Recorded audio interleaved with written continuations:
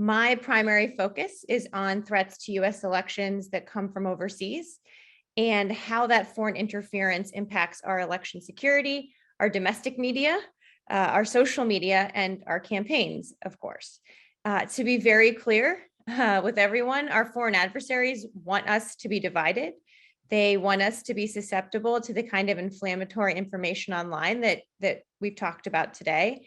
And they kind of want our system to be in chaos. And look, it often feels like it is right now for many reasons. So I think this is a very topical time to talk about this specific threat.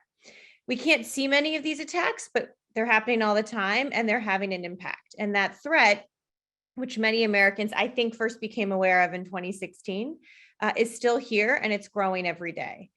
For example, last month, the Department of Homeland Security yet again warned about the threat in its June 7th bulletin that outlined the current terrorism threat to the US. And DHS wrote, quote, foreign adversaries remain intent on exploiting the dynamic threat environment to sow discord, undermine US democratic institutions, and promote or inspire violence by their supporters. So we're clearly in a very tricky time here in our country. In order to achieve those goals that we know our foreign adversaries want, they've launched several types of attacks on our democracy. Cliff Newman discussed many of these earlier. I'm going to run through a couple of them again right now.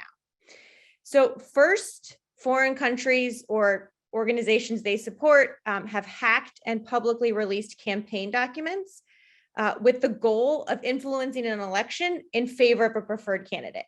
So going back to 2016, think WikiLeaks, think the Clinton campaign, DNC emails.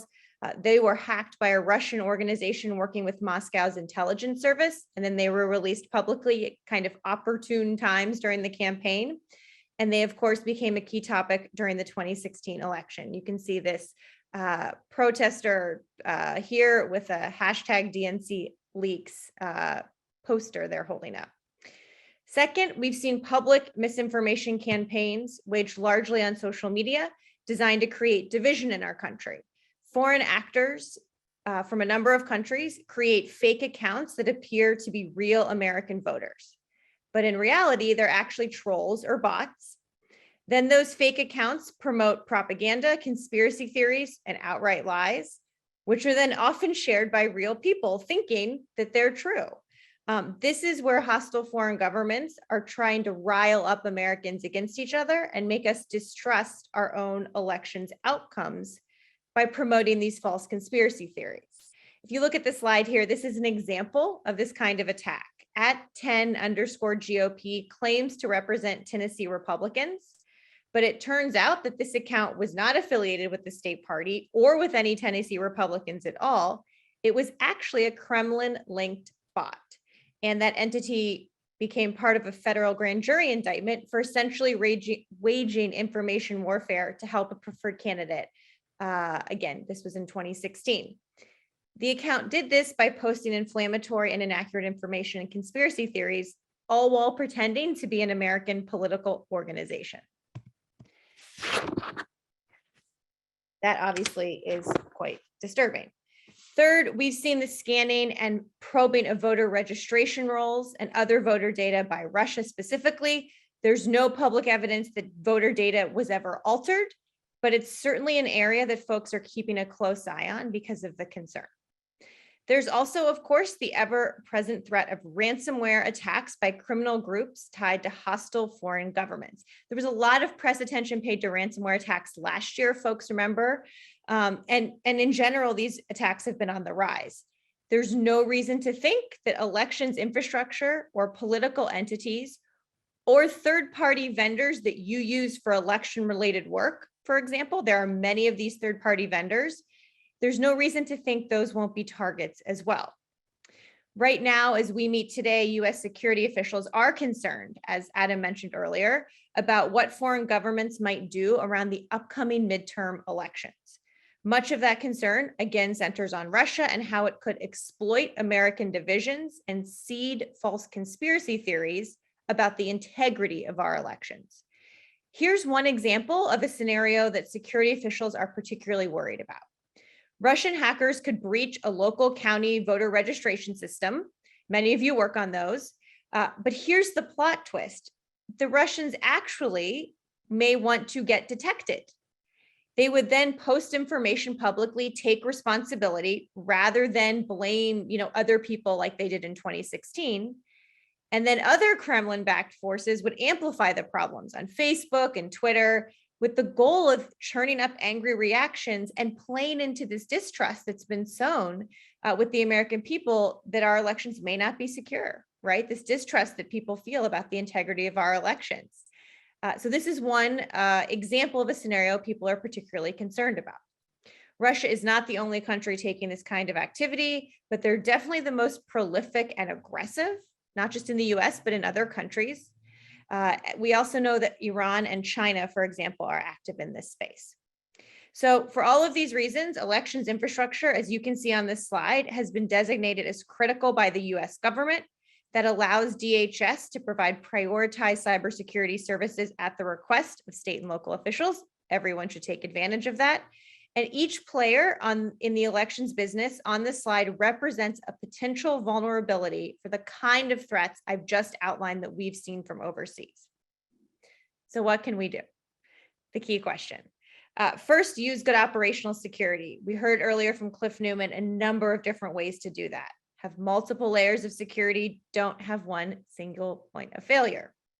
Second, we need to train ourselves, our campaigns, our political parties, our elections officials. This is the reason we do this on this call today.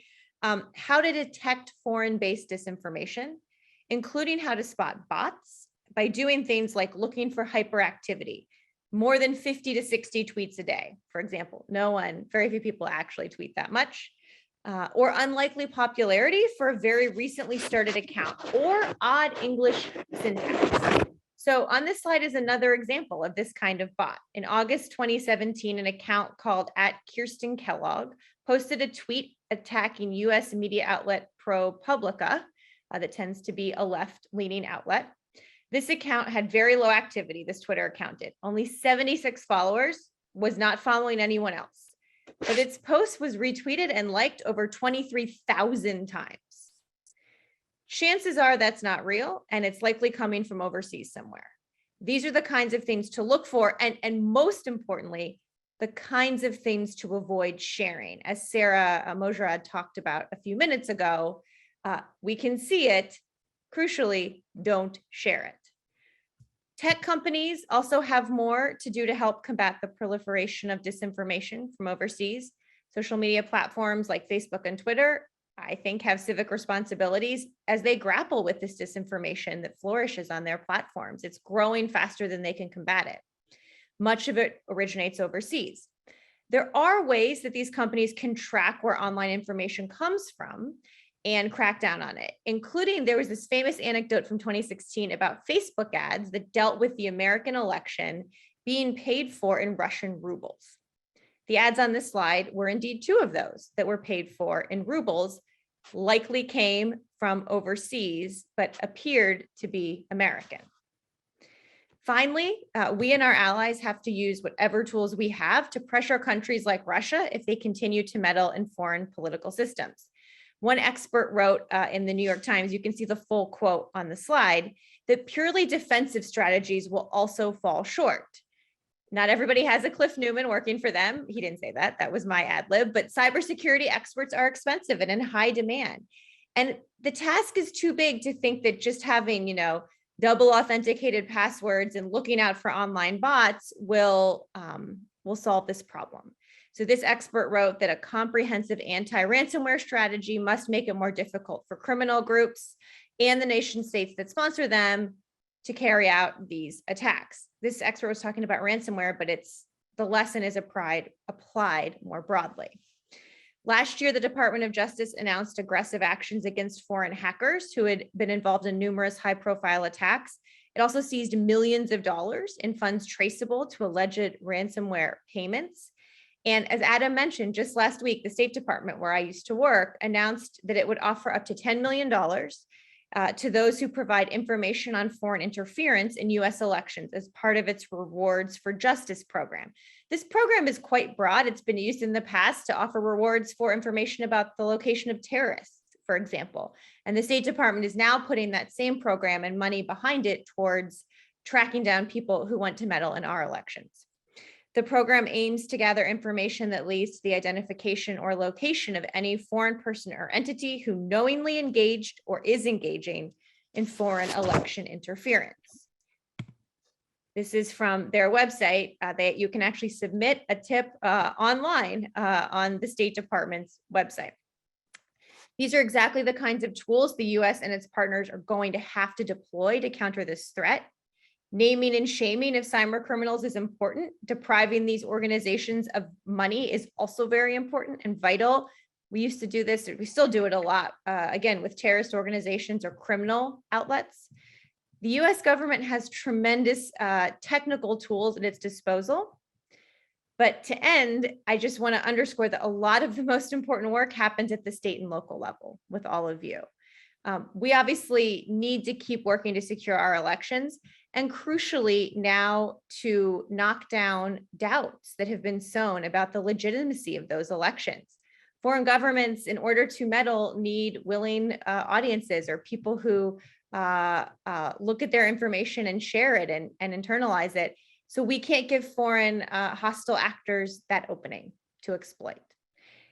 They've done this. They will continue to do it if we give them the chance. And that's why we all have to work together to make sure we don't do so in the future.